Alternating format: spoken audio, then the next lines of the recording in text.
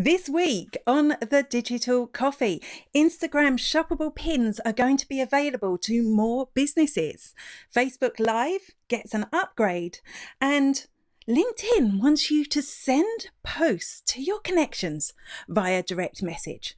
All that and more after this.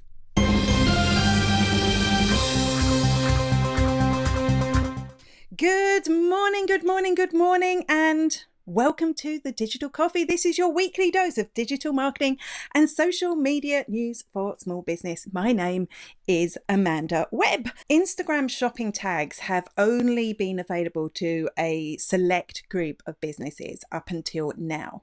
But from July the 9th, they're going to roll these out to any creator or business account on Instagram that has even just one physical product to sell. And this has been a problem in the past. What are shoppable tags on Instagram? Well, if you're ever on Instagram and you see a post come up and it has like a little black tag when you scroll over it, and when you click that little black tag, it brings you through to a shop page where you can buy the product. That's a shoppable tag on Instagram.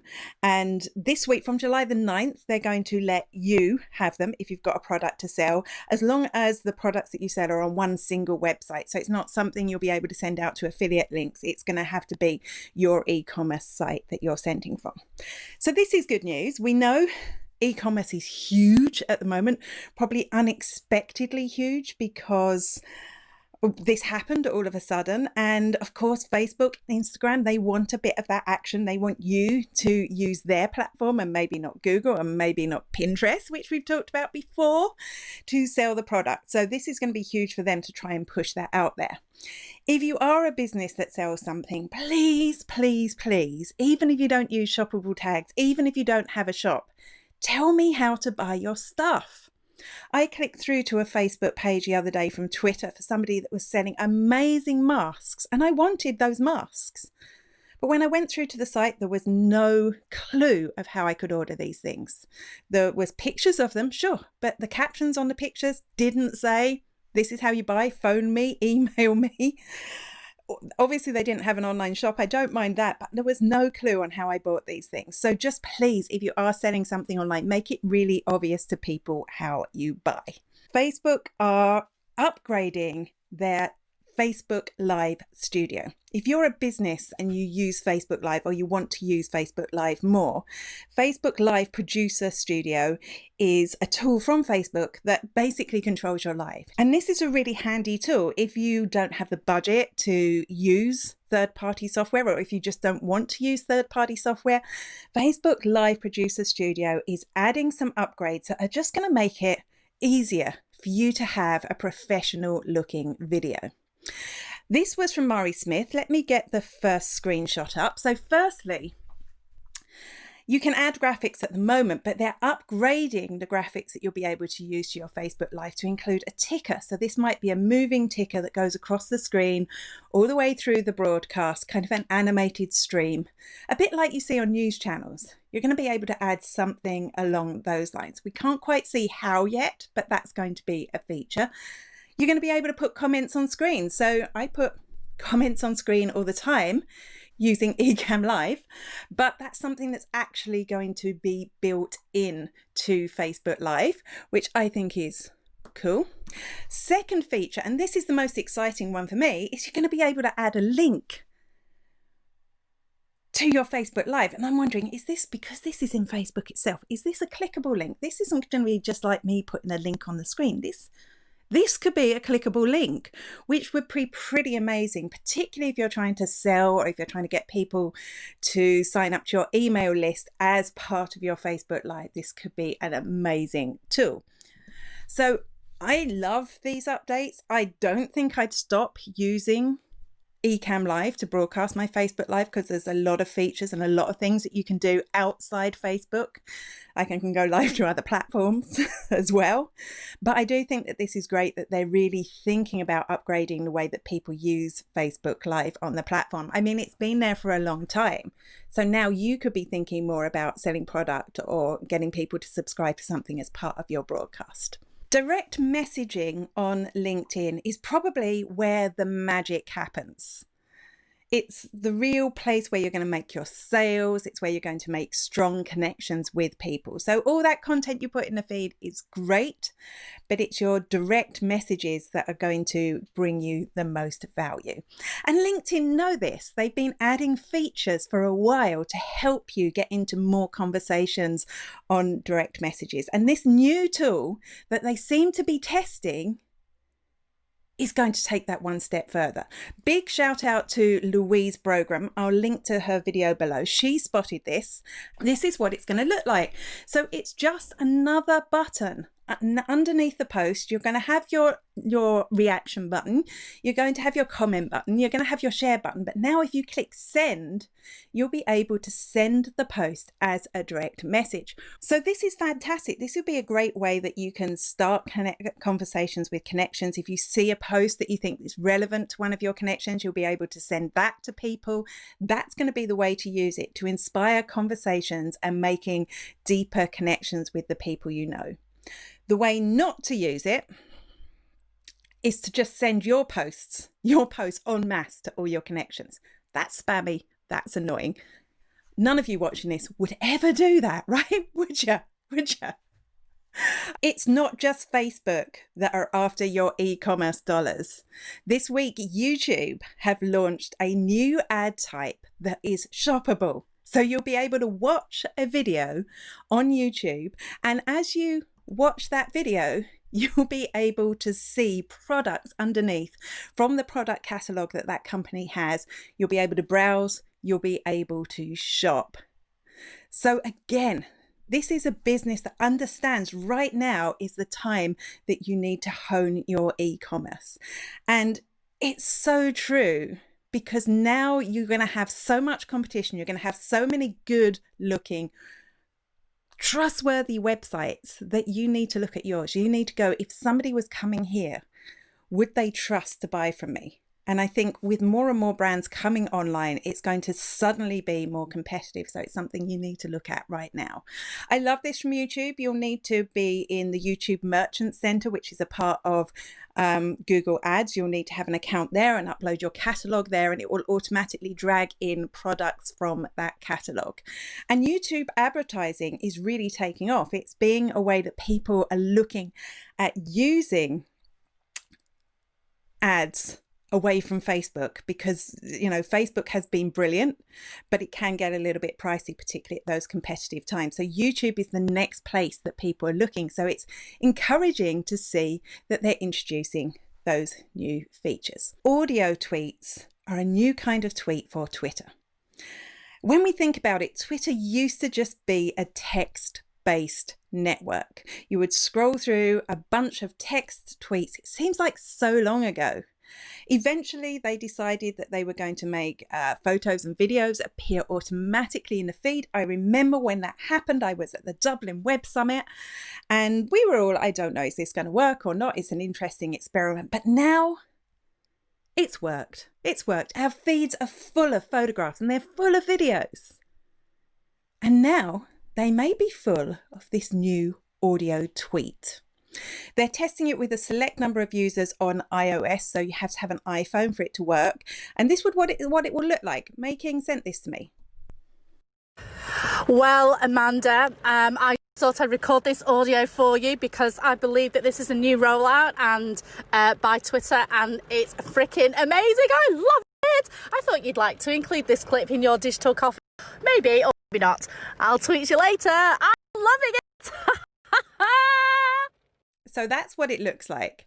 My first thought was, if my feed fills up with these, I don't have time to consume the audio of a tweet. That's what I'm thinking. You can quickly scan text to know if you're interested in the tweet and then maybe take it further. I'm not going to click a button to play audio. But there are some definite uses for this. Firstly, you could record interviews with people, little podcast snippets, and that could be really useful as long as your tweet is enticing enough to make people want to click. I think that could work, and that's good if you're in a dark space or you're in a space where the video isn't really going to work. That's going to be good.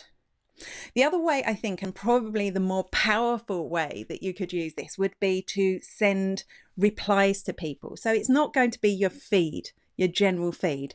But if somebody sends you a tweet, it could be a quick and easy way and a personalized way to reply to people. Hearing Making's voice was so much more powerful than just reading a tweet. So again, it's about forming stronger connections with the people you follow. If it works in direct messaging, it could also work in direct messaging. Although I don't think people use direct messaging so much on Twitter. I know Twitter are working on that, but it is a good way to make a stronger connection and for people to get to know you when they hear your voice. But there's a massive problem. A massive problem. When this was rolled out straight away, people noticed that there were accessibility issues. There's no way to upload a transcript. There's no auto transcribing, which means that people that can't hear, this is completely wasted on. You're actually eliminating a massive amount of Twitter from people who can't hear. And it's actually quite shocking. It's actually revealed some accessibility problems across Twitter, the rollout of this. So I'd say they're scrabbling hard to try and fix that. It's also obviously not going to work for people who can't turn the sound on, because we know, for example, that most people on Facebook don't watch videos with the sound on. We know that most people in the Instagram feed don't watch videos with sound on. We watch in stories because that's a more intentional thing. But at least with video, we can see the person, we can see the captions. With this, we're just going to scroll on by. Will you soon be able to send ads or create ads in Instagram without having a Facebook page? At the moment, you're probably aware that to create an Instagram ad, you need to have a business account. You need to link that business account with a Facebook page, and it connects up. So everything you can get stuff in your inbox on Facebook, on desktop, you've got Creator Studio, you've got all these features. And Facebook has been working really hard to integrate Facebook and Instagram over the last while. But all of a sudden, testing in Turkey and in America, they're allowing some accounts to create ads from Instagram without linking their Facebook page. So you would just be able to create the boost post. It'll be very quick to do. There's a big downside because the analytics section in Instagram itself is totally pants. So you're not going to get as much information about whether it worked or not. But it's interesting. Why are Facebook suddenly doing this? And there's lots of ideas around there. You know, firstly, Facebook has multiple issues, some of which they managed to overcome. The privacy issues people have been able to overcome, but they've had other problems as well. Most recently, the civil rights movements haven't liked the way that Facebook has dealt with the Black Lives Matter campaign. And there's currently a big push for businesses not to advertise for the whole month of July on Facebook, and there's lots of big brands coming in behind that. So maybe by distancing it, I know a lot of people know that Instagram's owned by Facebook, but it's kind of nice to just have that back in your head and not think about it. So this way they'll still be able to get some advertising revenue. Is that it? I don't know. That's one of the theories I've seen, but it's an interesting one all the same. LinkedIn Stories have just launched in Australia. I think this means it's actually going to happen.